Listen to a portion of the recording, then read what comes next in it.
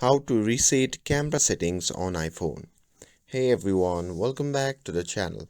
So resetting your camera settings on your iPhone is super quick and easy, and I'll show you how to do it. So without further ado, let's get started.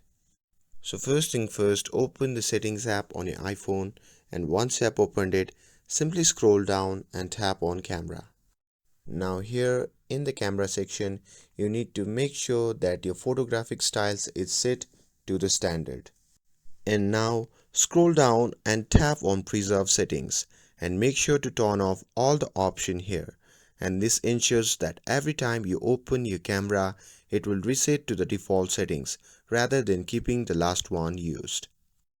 However, keep in mind that this will not reset things like video formats. To reset those, you need to head back to the factory defaults and go to the general section. And from here, you need to scroll down all the way to the bottom and tap on transfer or reset iPhone. Now next, tap on reset and select reset all settings. And after that, you will be prompted to enter your passcode, and once you do that, all your settings will be restored to their factory defaults. And that's it.